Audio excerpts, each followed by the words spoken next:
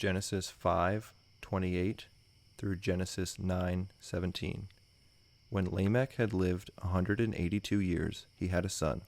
He named him Noah, and said, "He will comfort us in the labor and painful toil of our hands caused by the ground the Lord has cursed." After Noah was born, Lamech lived 595 years and had other sons and daughters. Altogether, Lamech lived a total of 777 years, and then he died. After Noah was 500 years old, he became the father of Shem, Ham, and Japheth. When human beings began to increase in number on the earth and daughters were born to them, the sons of God saw that the daughters of humans were beautiful, and they married any of them they chose.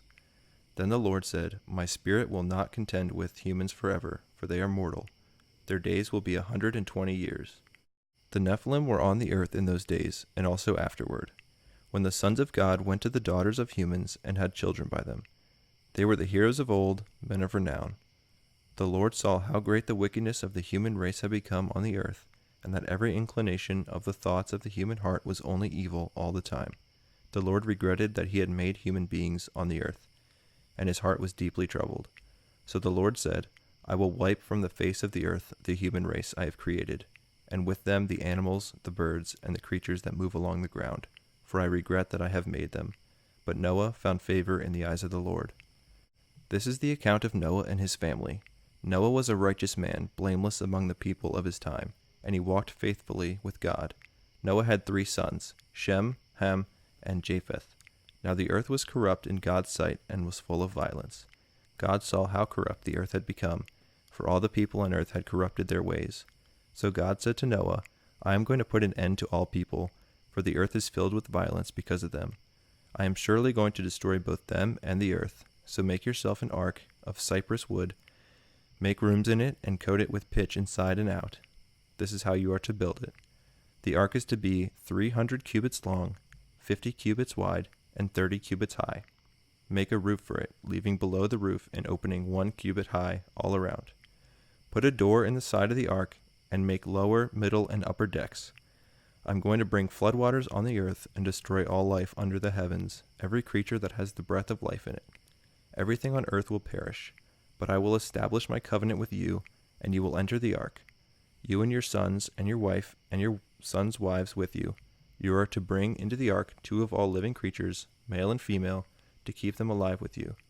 2 of every kind of bird, every kind of animal, and every kind of creature that moves along the ground will come with you to be kept alive. You are to take every kind of food that is to be eaten and store it away as food for you and for them." Noah did everything just as God commanded him. The Lord then said to Noah, "Go into the ark, you and your whole family, because I have found you righteous in this generation. Take with you 7 pairs of every kind of clean animal, a male and its mate, and 1 pair of every kind of unclean animal, a male and its mate, and also 7 pairs of every kind of bird, male and female, to keep their various kinds alive throughout the earth.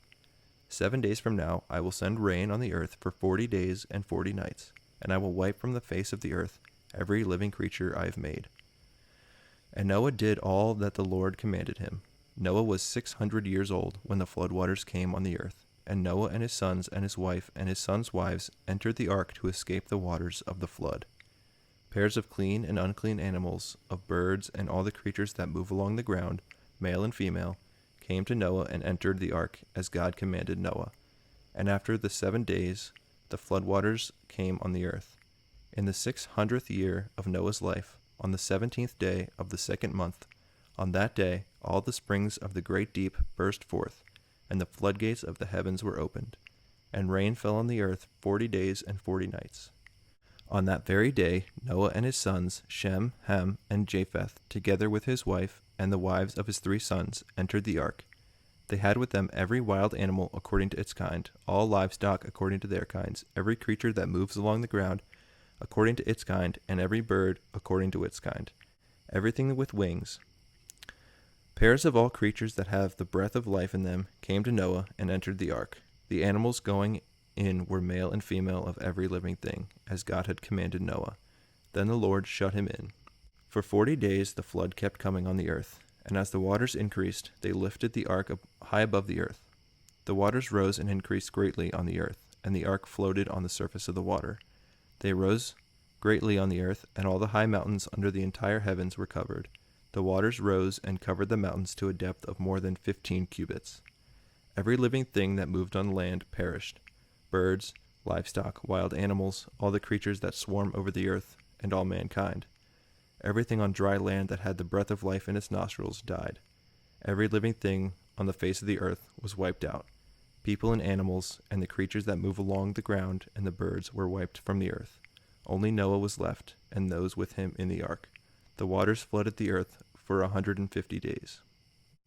But God remembered Noah and all the wild animals and the livestock that were with him in the ark, and he sent a wind over the earth, and the waters receded.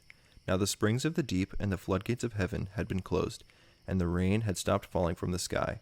The water receded steadily from the earth.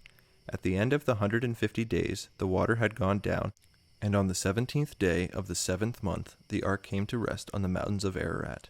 The waters continued to recede until the 10th month, and on the first day of the 10th month, the tops of the mountains became visible. After 40 days, Noah opened a window he had made in the ark, and sent out a raven, and it kept flying back and forth until the water had dried up from the earth. Then he sent out a dove to see if the water had receded from the surface of the ground. But the dove could find nowhere to perch, because there was water over all the surface of the earth. So it returned to Noah in the ark. He reached out his hand and took the dove and brought it back to himself in the ark. He waited 7 more days, and again sent out the dove from the ark. When the dove returned to him in the evening, there in its beak was a freshly plucked olive leaf. Then Noah knew that the water had receded from the earth. He waited 7 more days and sent the dove out again, but this time it did not return to him. By the first day of the 1st month of Noah's 601st year, the water had dried up from the earth. Noah then removed the covering from the ark and saw that the surface of the ground was dry. By the 27th day of the 2nd month, the earth was completely dry. Then God said to Noah, "Come out of the ark, you and your wife and your sons and their wives.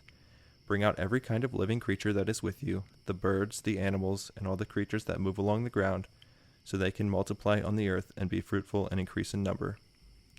So Noah came out, together with his sons and his wife and his sons' wives, all the animals and all the creatures that move along the ground, and all the birds, everything that moves on land, came out of the ark, one kind after another.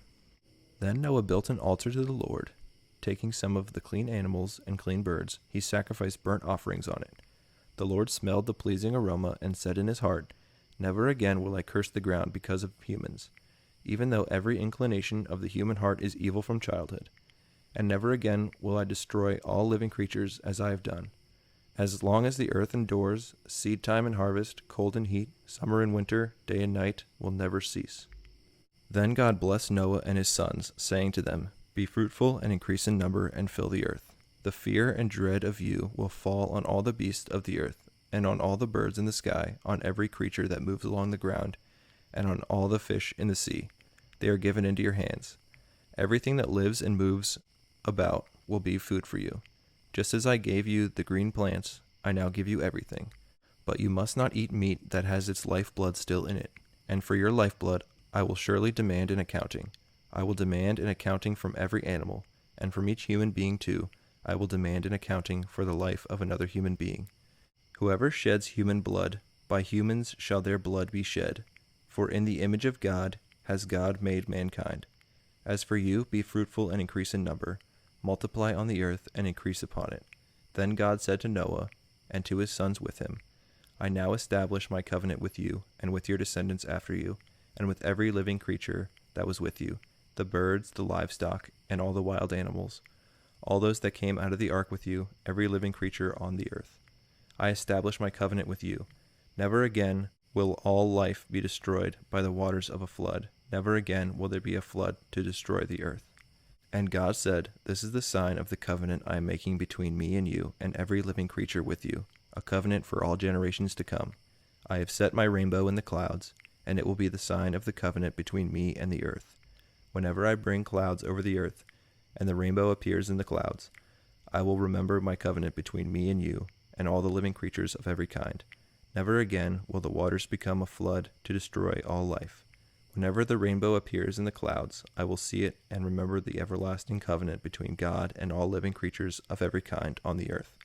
So God said to Noah, This is the sign of the covenant I have established between me and all life on the earth.